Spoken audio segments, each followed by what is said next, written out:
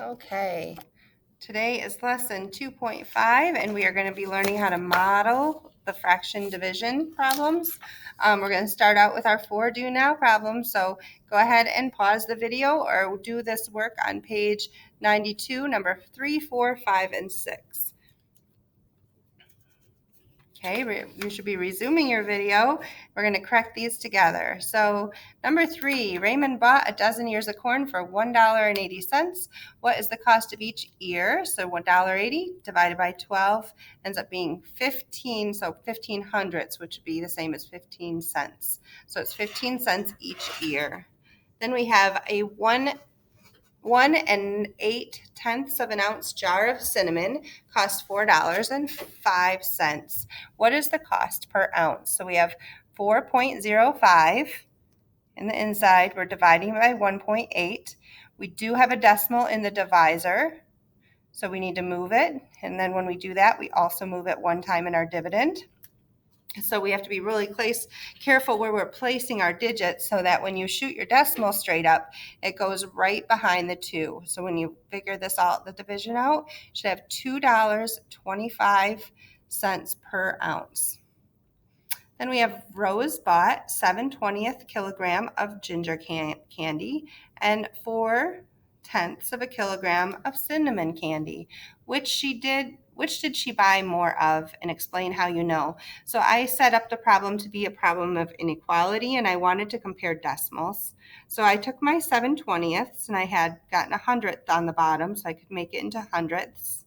It was 35 hundredths is less than, and this is 4/10, which would be the same as 40 hundredths. So notice this is larger, so she bought more cinnamon candy.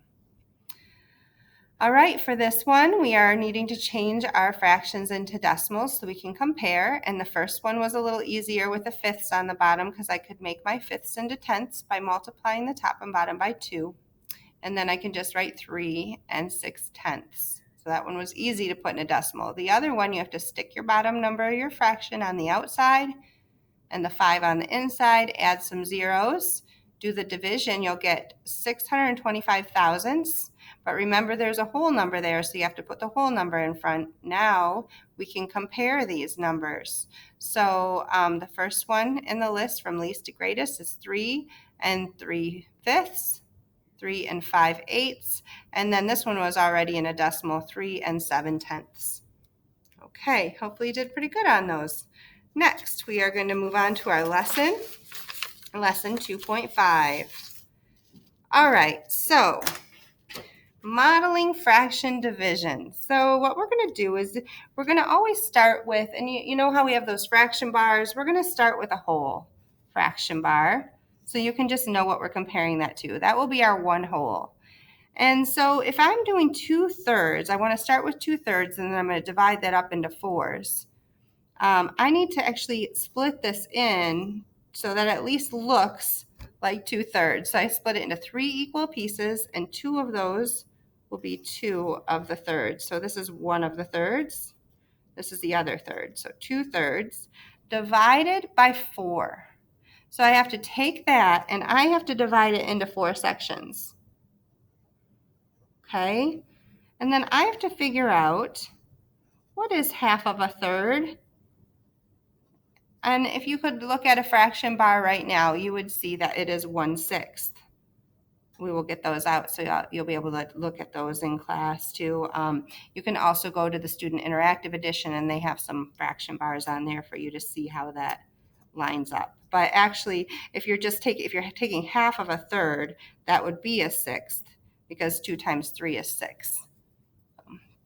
But fraction bars are easiest for this one. So to check that, we're going to actually do the division, and dividing fractions is easy as pie. We flip the second, we take the reciprocal, and we multiply. So dividing fractions is easy as pie. Flip the second and multiply. So I'm going to have you guys pause that in a minute and write it down, but there it is so that you can remember it. Basically what it means is you start with the 2/3. Then we're going to flip the second one. So remember, you can turn that into a fraction by putting a 1 under it, flip it over, and multiply. We check to see if we can simplify, and we can here. So 1/6 is our answer. And that's what we found here, is that when we split it into 4, we had 1/6. Okay? All right, go ahead and pause that. Write down that rule in your notes so you have it for the test. And let's try this one together. So pause your video and write this down, and then we'll get started. Okay, so our first step when we're drawing a model is to make our base number, which will be the number 1. Let's just see, so we need something to reference.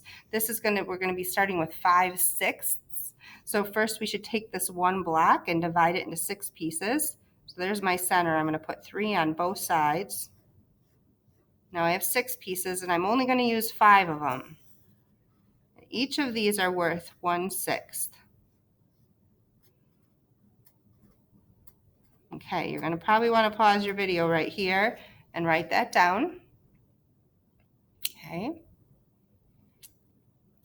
Now, I know that if we're dividing it by 12ths, 12ths are half of a 6th. They're smaller than a 6th like this. So this would be 1/12, another 12th.